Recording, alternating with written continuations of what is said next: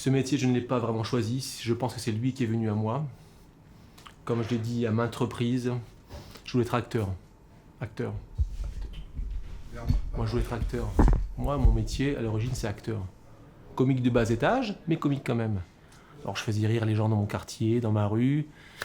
Ça n'a pas marché, les grands cabarets parisiens ne m'ont pas réclamé. Bon, je suis resté ici. Après, je voulais être chanteur aussi. Hein, je voulais faire comme Didier Barbelivien, non. Daniel Balavoine. Je voulais me prostituer pour la postérité. Ça n'a pas marché non plus. Donc, entre faire de la prison et le dépôt-vente, j'ai choisi le dépôt-vente. Voilà. Les meubles rustiques sont venus à nous, sont venus à moi. Et du coup, les clients, tu penses qu'ils apprécient ton humour? Les clients, ils sont un peu comme les meubles. Tu vois, ils sont aussi rustiques. Tu vois. Donc, souvent, ils sont troués, tu vois, tu tapes dessus puis ça coule. Tu sais que je parle roumain avec les Moldaves, je parle portugais avec les Capverdiens, je parle zoulou avec les Zoulous et les Français, je parle toutes les langues, tu vois, et je parle marseillais avec les Marseillais aussi, tu vois. Les ch'tis aussi, là, si tu veux. Non, je me suis fait un peu, voilà, c'est toute une histoire, mais c'est que les meubles ont une histoire. C'est toujours bien de découvrir l'histoire du mobilier qui se cache derrière. Dans la poubelle jaune, il y en a fier. Mets-le là sur le comptoir, il va le mettre dans la poubelle jaune. Ça fait du ski et tout. Ah oui, bah on n'a pas l'air comme ça. C'était une passion. Pourquoi je suis tombée dedans? Voilà, à cause d'une histoire de famille. Et voilà, on va dire que j'avais pas trop le choix.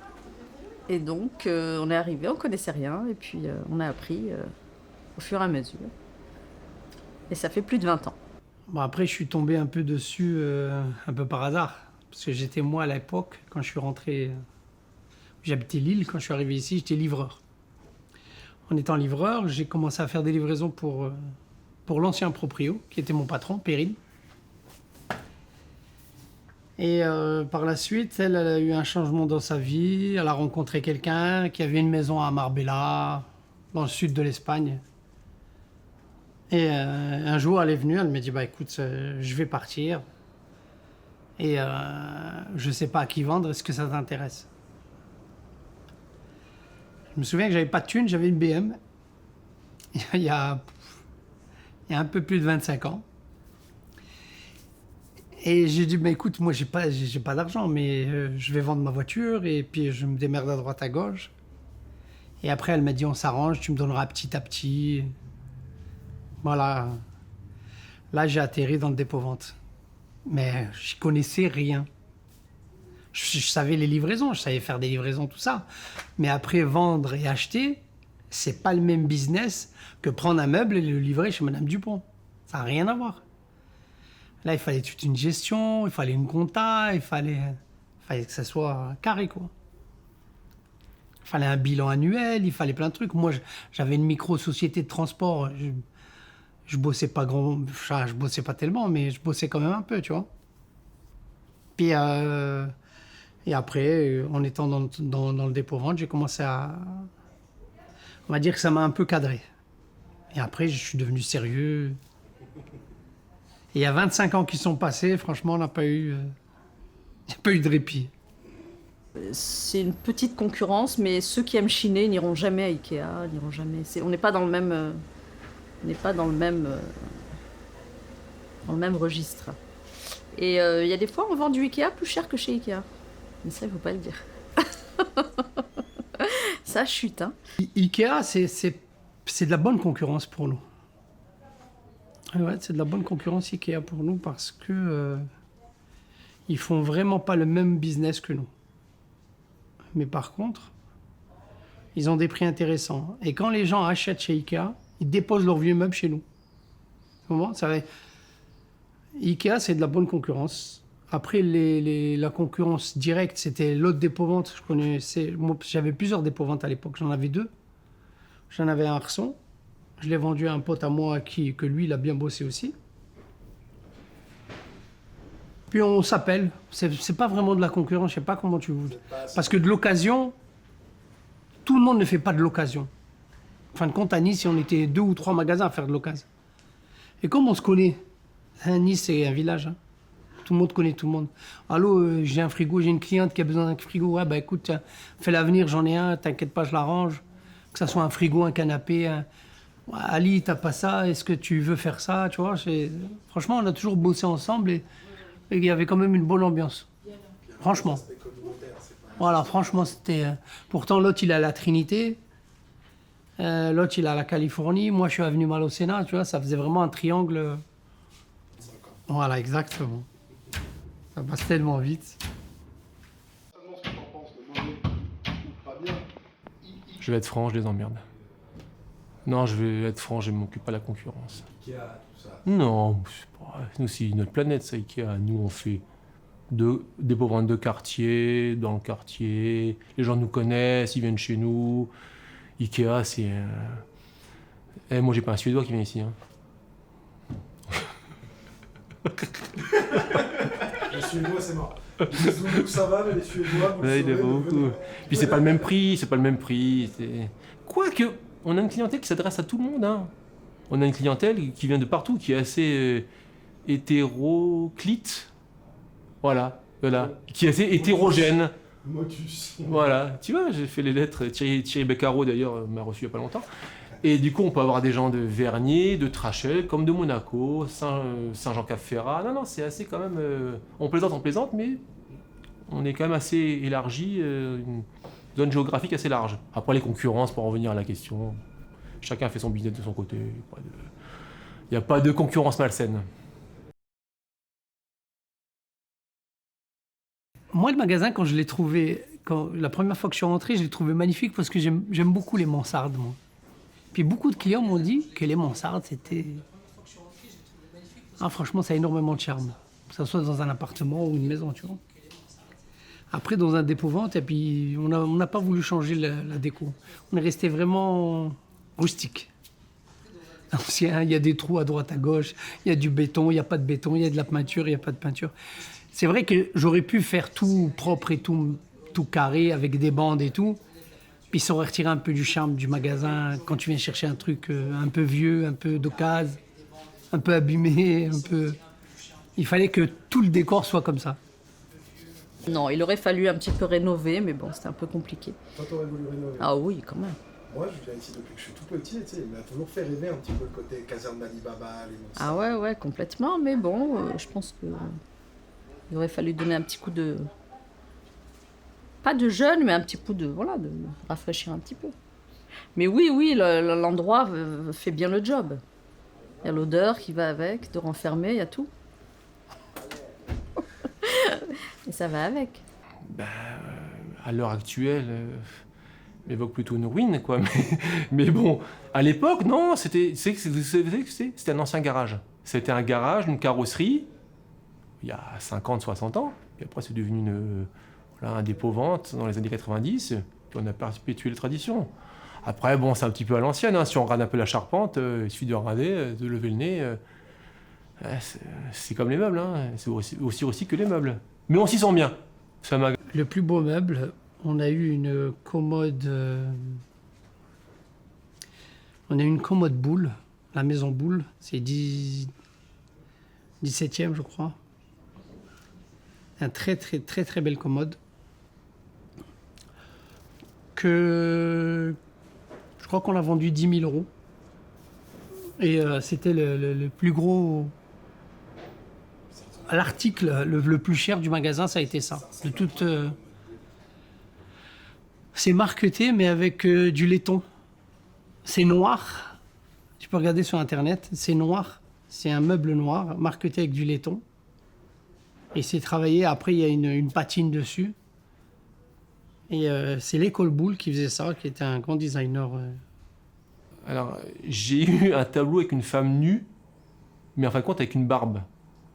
Donc je pense qu'il avait été trafiqué. C'était un tableau original.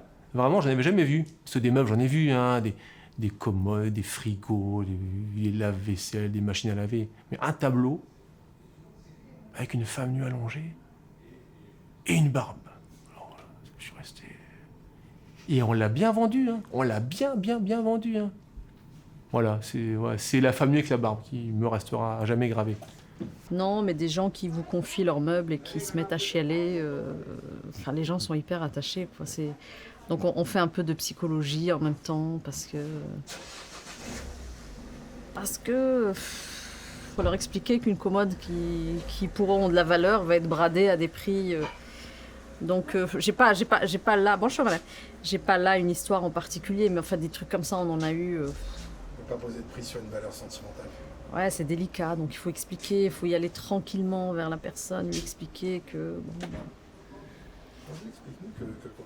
voilà, que malheureusement ce sera bradé, mais voilà, ça n'enlève rien à la valeur sentimentale de l'objet, quoi.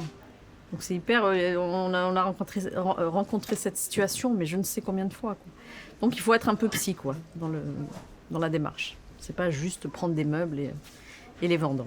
Ah, alors, des clientes, j'ai quand même branché un petit peu, donc ça a marché quand même pas mal de fois.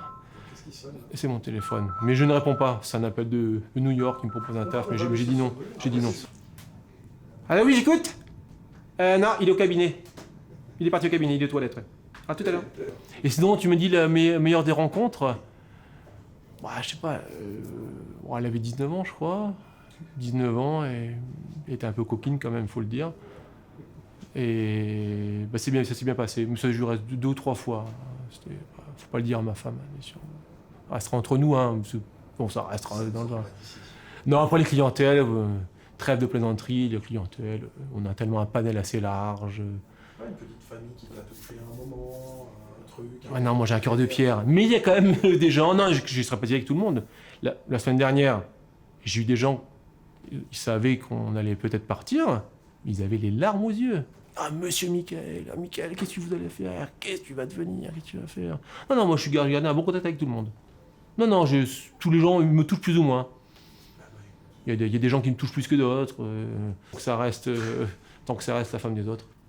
Moi ici, ma plus belle rencontre, c'est mon ancien patron. Perrine.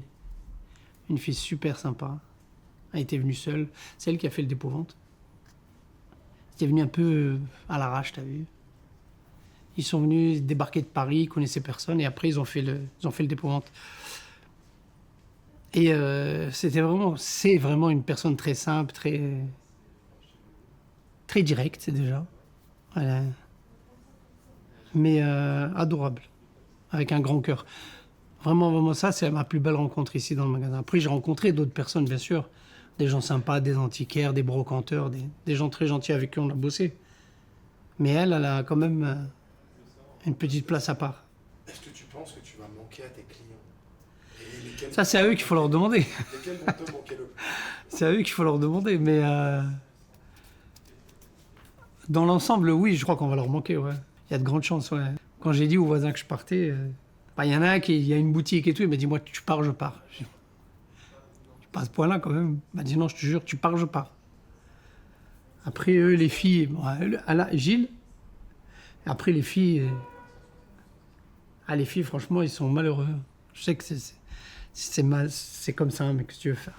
Après, les voisins, après, faudra leur demander, mais je sais qu'il y a beaucoup de clients qui nous appréciaient beaucoup. Attends, on n'est pas des anges non plus, mais je veux dire, dans l'ensemble, on a beaucoup plus de gens qui nous appréciaient que d'autres qui nous détestaient. Après, on ne peut pas plaire à tout le monde non plus. Ça. Je peux vous raconter une petite anecdote. C'est un meuble que je n'ai jamais reçu. Mais j'ai reçu un appel qui m'a perturbée, mais j'étais toute jeune à l'époque, c'était au tout début. Et j'ai une cliente qui m'appelle, qui me dit mon mari vient de mourir et j'ai un cercueil sur le dos. Et il a été incinéré par sa famille et donc il me reste le cercueil. Je lui dis et donc? Elle me dit écoutez, je souhaiterais le mettre en dépôt. Je dis non, c'est pas possible, on prend pas de cercueil. Et elle a insisté, elle me dit, vous savez, on peut en faire une penderie, on peut en faire pour les enfants, un coffre à jouets, on peut en faire plein de choses. C'est un bois noble, c'est du noyer, donc on peut recycler. Elle m'a dit, je l'aurais bien gardé, mais il n'était pas à ma taille. Et j'ai raccroché. Elle m'a dit, je vous l'amène à 2h30, j'ai raccroché. Je ne l'ai jamais vu arriver. Je pense que c'était un canular quand même. C'est tellement gros que c'était un canular, je pense. C'était la petite anecdote. Elle est pas mal. Elle est mignonne. Quel parce que je pense qu'on a fait bien plus de 6 questions, que du coup on va te laisser. Non, non, vas-y, fais-en. Moi, je suis open. Allez, vous faire. Non, c'est bon. Alors, vas-y, reprends-moi une. Allez, une petite dernière. Quelle est l'anecdote la plus drôle que tu as vécue ici? L'anecdote. La chute la plus drôle, machin qui a couché avec truc. Ah, ça, j'en ai pas. Non, non, c'est secret. Ça, je suis comme un Un docteur. meuble avec une culotte sale dedans, tu vois, c'est quelque chose. Non, on vous l'a dit, ça. Ça m'est arrivé maintes fois, ça. Non, non, sérieux. Non, non, une fois, j'ai trouvé dans un meuble une cravache. Je l'ai toujours. Je peux vous la chercher, une cravache en cuir. Je l'ai gardée, hein. Une vraie cravache, hein. Alors, je sais pas si c'était un gars qui faisait du cheval ou s'il faisait de l'équitation ou autre chose, mais je l'ai gardée, hein. Tu l'as ici? Celle-là, c'est une qui coûte cher. T'as vu ça? Puis, il y a encore l'odeur. Les tours, on m'a trouvé, mais une fois, j'ai ouvert un lave-linge, culotte sale. Plus en pleine période menstruelle. Hein. J'ai demandé à ma collègue à la caisse, elle a fait c'est exactement ça. Elle a regardé. Non, je déconne, mais des anecdotes, j'en ai plein. Mais j'écrirai un livre après. J'écrirai mes mémoires, je vous l'offrirai, je vous dédicacerai si vous voulez. Eh ben, on te remercie infiniment Bon. pour ton service et pour Avec plaisir. Et la cravache, je vous la montre après. Je vais. Ah, nickel. Je vais enjamber. Merci à toi. Encore une fois. On s'embrasse Pour tout. Non. Ouais, je suis sûr. Je rigole. Moi, c'est des images d'archives, fais-moi un col. Entre barbus. Entre barbu transpire. Oui, merci à vous. Le mot de la fin, ouais, c'était une belle aventure quand même. Ça me fait mal au cœur de vendre, mais après, toutes les bonnes choses ont une fin. C'est pas... Eh ben, on te remercie beaucoup. Bah, c'est moi. C'est pour l'interview. C'est moi. Pourtant, j'étais stressé. Coupez les gars, coupez.